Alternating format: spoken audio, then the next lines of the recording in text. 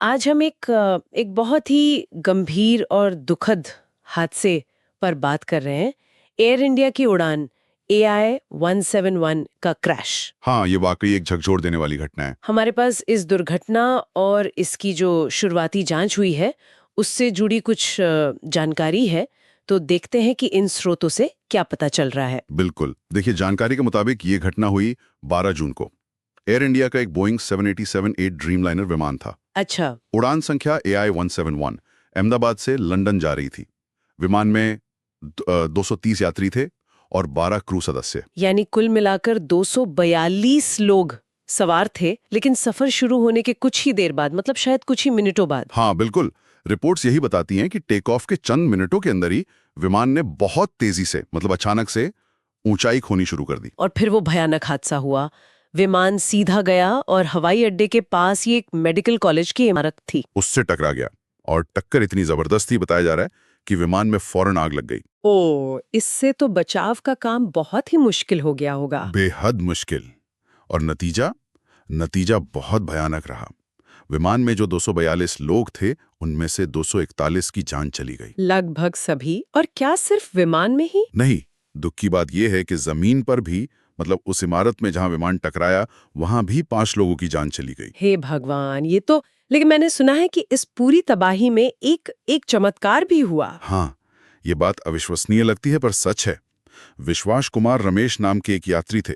वो इस हादसे में अकेले जीवित बचे। अकेले? कैसे? पता चला है कि वो विमान की जो खिड़की टूट गई थी टक्कर से, उसमें से किसी तरह बाहर निकल पाए। सोचकर भी रोंगटे खड़े हो जाते हैं। कल्पना करना भी मुश्किल है।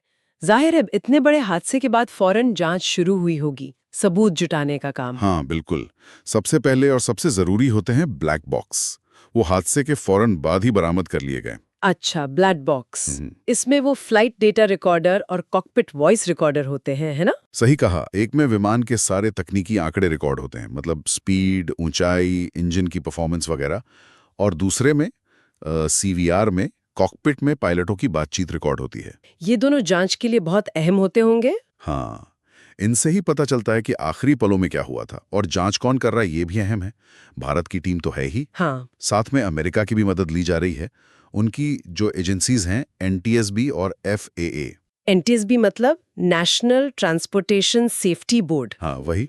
और FAA यानी फेडरल एविएशन एडमिनिस्ट्रेशन।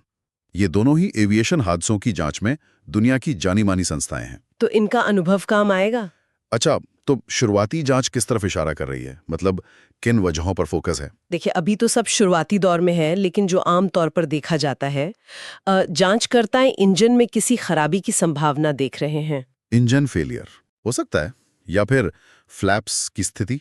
फ्लैप्स यानी पंखों के वो हिस्से जो टेक ऑफ और लैंडिंग में मदद करते हैं। अच्छा, हाँ। या फिर कोई इलेक्ट्रिकल फॉल्ट, मतलब विमान की बिजली व्यवस्था में कोई गड़बड़ी। ये कुछ शुरुआती संभावनाएं हैं जिन पर ध्यान दिया जा रहा है। और शायद इसी वजह से DGCA ने भी कोई कदम उठाया। हाँ, बिल्कुल।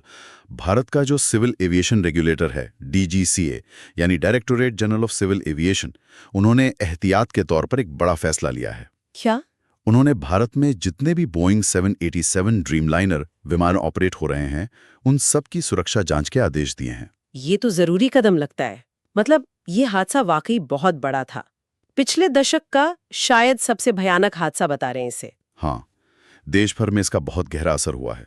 लोगों पर भावनात्मक रूप से बहुत असर पड़ा है। मैंने कहीं पढ़ा था कि अभिनेत्री मंदिरा बेदी ने भी इस बारे में कुछ कहा था। हाँ, उन्होंने खुद बताया कि वो इस खबर से इतनी ज्यादा विचलित हो गईं, इतना भावनात्मक असर पड़ा उन पर कि उन्हें प्रोफेशनल मदद लेनी पड़ी, काउंसलर की। ओह, ये दिखाता है कि ऐसी त्रासदियों का असर कितना गहरा और व्यापक होता है। बिल्कुल। तो संक्षेप में कहें तो एक भयानक हादसा जिसमें एक यात्री को छोड़कर विमान में सवार सभी और जमीन पर भी कुछ लोगों की जान चली गई। हाँ, और जांच अभी शुरुआती फेज में है, पर ब्लैक बॉक्स मिल गए हैं और इंटरनेशनल मदद भी ली जा रही है। सही। अब सबकी नजरें इसी पर हैं कि ब्लैक बॉक्स के डेटा का विश्लेषण क्या बताता है, FDR और CVR से क्या निकलता है। वही शायद उन आखिरी अहम पलों का सच सामने लाएंगे। हाँ, कि आखिर हुआ क्या था। और ये हमें सोचने पर भी मजबूर करता है कि क्या इन ब्लैक बॉक्स से जो भी जानकारी मिलेगी उससे भविष्य में, मतलब बोइंग 787 जैसे विमानों की सुरक्षा को लेकर